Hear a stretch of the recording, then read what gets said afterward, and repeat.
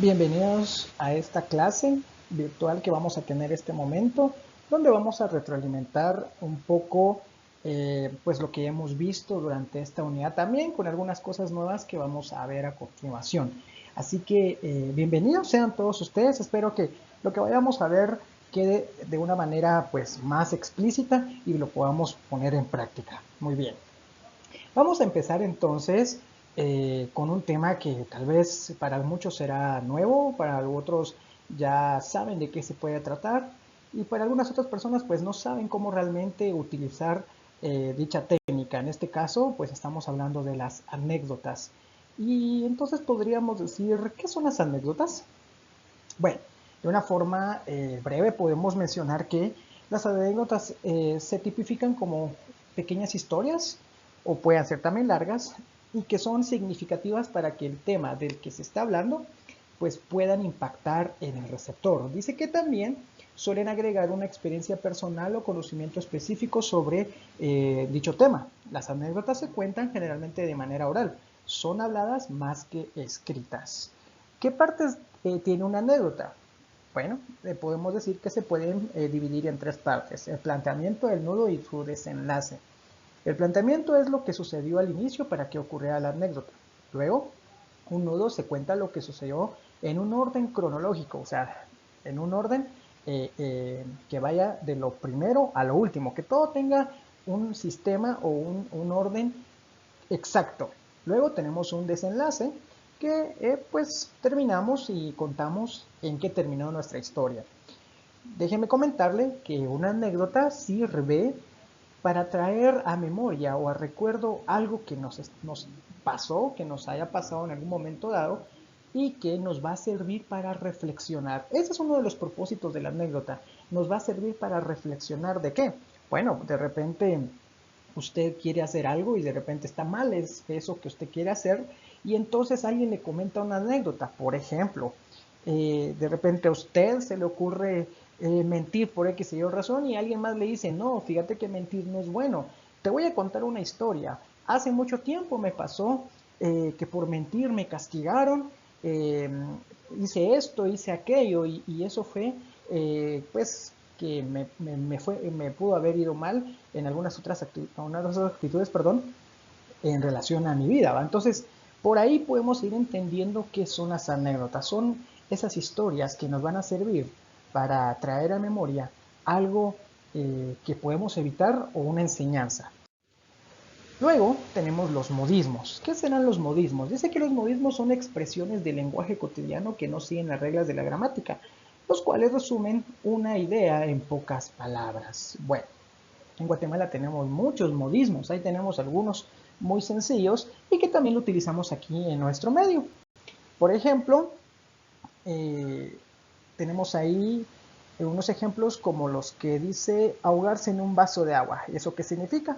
Pues una persona que se queja por cualquier cosa. ¿Han visto ustedes o han escuchado que de repente la gente pues es muy exagerada o siente que ya no puede salir de algún problema? Entonces otra persona le dice, te estás ahogando en un vaso de agua. O sea, le quiere decir, quiere darle a entender pues que está exagerando, que no es para tanto, ¿sí?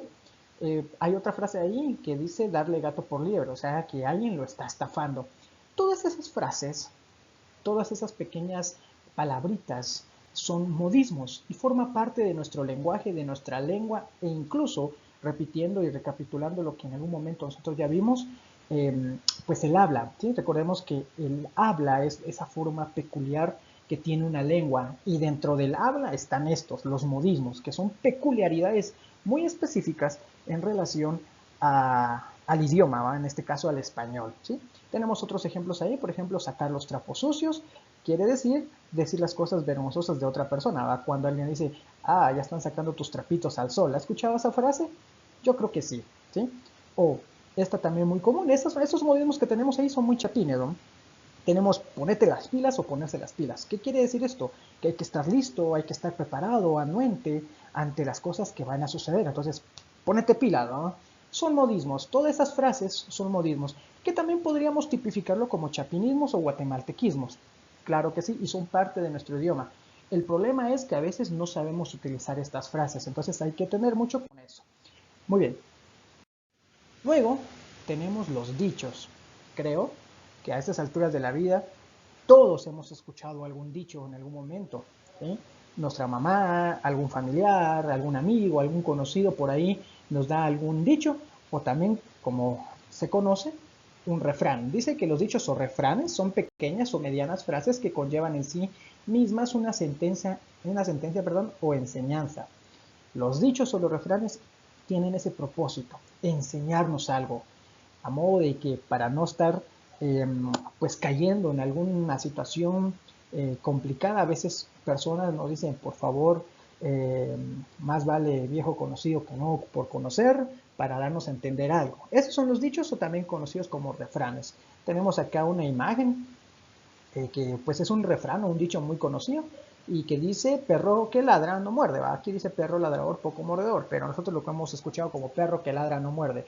¿Y eso qué significará? Bueno, pues dicen algunos por ahí, ¿va? Que a veces es más, se mira más cara de bravo que lo que hace, ¿va? Entonces, o refiriéndose a una persona que aparenta ser muy enojada, pero realmente no es así, ¿va? Podríamos, miren, en este sentido, es importante, una vez más, conocer la importancia del lenguaje. Por eso les he mencionado siempre que la comunicación no es algo tan sencillo como saber leer, escuchar o hablar con otra persona. Por ahí, cuando preguntaba qué es la comunicación, y algunos, bueno, es que es el mensaje que se da entre una o dos personas, entre dos o más personas. Pero no se trata solamente de eso, va mucho más allá. Va más allá de simplemente comunicarnos o de hablar simples palabras. Hay mucha tela que cortar en relación a las categorías, al estilo del habla, a las formas de cómo nos expresamos en sí. En fin, ¿sí? Esto entonces son los dichos. Luego, tenemos algo que usted también ahí en sus hojas ya tiene agregado, que son los vicios de dicción o la dicción. Vamos a empezar con la dicción. Dice que la dicción es la forma correcta de hablar, ¿sí? La dicción. Una buena dicción quiere decir que usted puede expresarse correctamente, que pues no comete errores gramaticales y que puede pues simplemente soltarse al momento de comunicarse. Esa es dicción.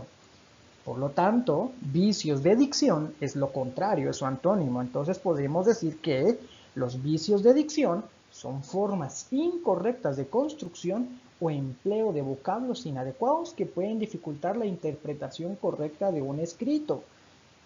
Y vamos a ver un ejemplo o varios ejemplos. Algunos ahí tal vez usted no lo ha escuchado, pero por ahí algunos otros sí. Por ejemplo, la forma incorrecta de algunas personas cuando mencionan eh, así lo dijeron. Vea bien ahí, así lo dijeron. Y no es lo correcto es así lo dijeron. Hay gran diferencia y muchos a veces pues no nos damos cuenta de esas pequeñísimas diferencias, pero que sí son abismales a la hora de poder comunicarnos. Por ejemplo, esta que dice es prohibida la entrada y no es prohibida la entrada, está prohibida la entrada, es lo correcto. Por ejemplo, también tenemos ahí ponelo aquí. ¿Han escuchado esa frase? Yo creo que sí.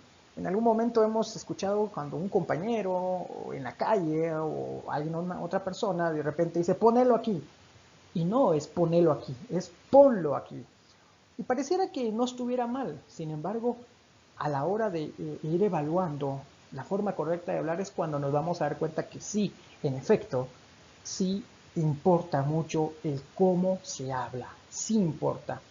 Entonces, bueno, ahí tienen ustedes más ejemplos y luego pues me imagino que ustedes tienen que tener su oportunidad para investigar más sobre estos tipos de eh, incorrecciones o vicios de dicción que tenemos. Luego tenemos lo que es el lenguaje verbal. Bueno, el lenguaje verbal dice que consiste en utilizar palabras para transmitir un contenido siempre en forma de concepto, bien sea de manera oral o escrita. La manera en que hablamos y escribimos influye en el impacto que puede tener el mensaje en el receptor. Si no nos comunicamos verbalmente de una forma adecuada, podemos ser más persuasivos y conseguir nuestros objetivos de comunicación. Bueno, el lenguaje verbal es todo lo que nosotros hacemos cuando usted se comunica con alguien directamente. Yo considero que pues todo mundo se comunica verbalmente, ¿sí? Pero creo que ahí queda bien claro. Luego dice, tenemos algunos consejos para comunicarse verbalmente de una forma empática. ¿A qué nos referimos con eso de en forma empática? Quiere decir que cuando hablamos de empatía es que yo voy a hablar con esa persona de una forma correcta. ¿Para qué? Para que yo no ofenda. Cuando yo soy empático, cuando yo soy empático, yo me estoy poniendo en los zapatos de la otra persona, a modo de que yo quiero que me hablen como a mí me gustaría que me hablaran, ¿sí?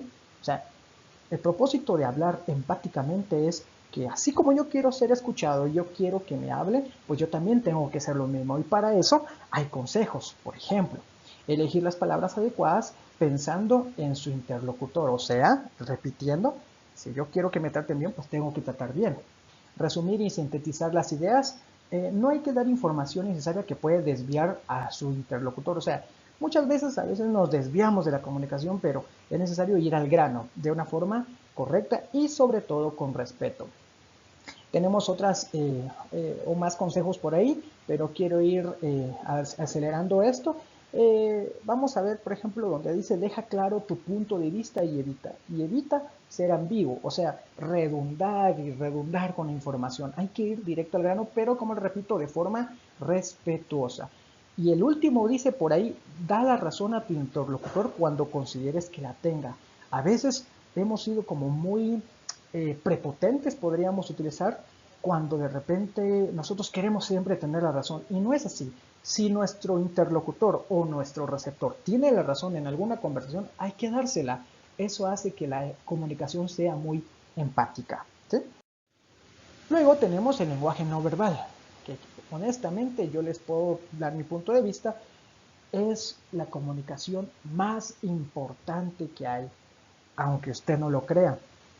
El 65% de una comunicación efectiva se basa en nuestros gestos, en nuestras señales, en cómo hacemos y decimos las cosas, o sea, qué señas damos, qué señales, qué gestos. Esto hace que su comunicación sea más efectiva. Por ejemplo, si usted le dice a alguien más estoy feliz, pero si su cara demuestra lo contrario, ¿a quién le van a creer? ¿A lo que usted dice o a su rostro? Yo considero que a su rostro. Entonces le pueden decir, no, vos no estás mintiendo, vos no estás feliz, vos estás triste, ¿sí?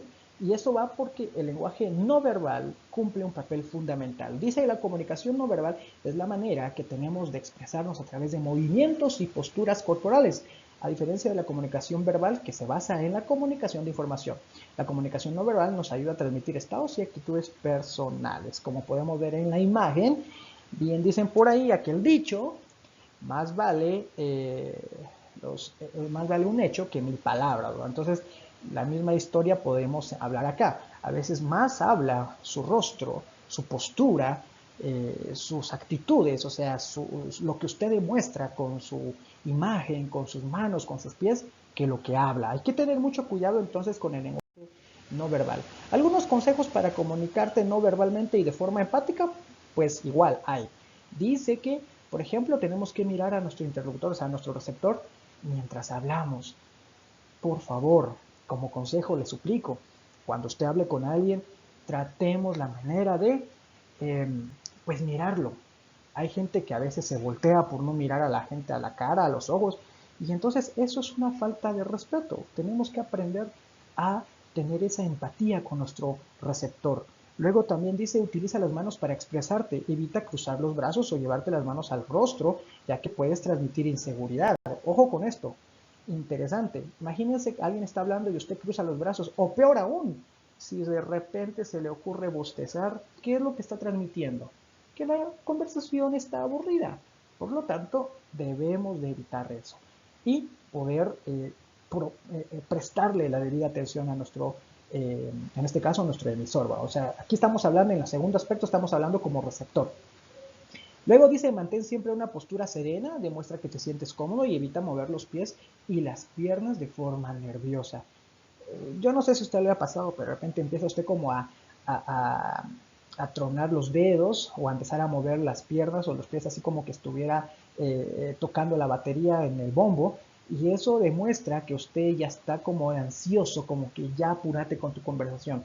Puede hacer que en algún momento de su vida alguna conversación sea aburrida, Pero hay que evitar eso porque de verdad denotamos que entonces no estamos prestándole la atención debida a nuestro emisor en este caso. Dice, cuida la distancia personal. Si estás cerca de la persona, puedes guardar una distancia mínima de 50 centímetros. Eso ya lo vimos con lo que era la proxémica, ya lo habíamos hablado. Cuida tu imagen ya que es uno de los aspectos que más dice de ti. Vestir de acuerdo a la ocasión es una habilidad necesaria. Creo que este tema es bastante crucial porque definitivamente cuidar nuestra imagen es algo importante, jóvenes. Definitivamente. A veces no cuidamos esa pequeña área de nuestra vida y el hecho de que, pongámosle, disculpen ustedes el ejemplo, pero de repente por ahí usted va con pijama o va con un pants y va a una reunión, ¿considera usted que lo van a ver con los mismos ojos? Por supuesto, ante la sociedad y ante los ojos de Dios todos somos iguales, pero de verdad hay que tener cuidado con nuestra imagen. Tenemos que tener cuidado de cómo vestirnos. No con eso estoy diciendo que compre ropa original, compre ropa de marca muy cara, costosa. No, estoy diciendo que con la ropa que usted tenga, con lo poco que usted, lo mucho que tenga, pues cuidar de la manera más eficiente cómo se viste y de acuerdo al tema o al contexto, dónde y para qué. ¿Sí?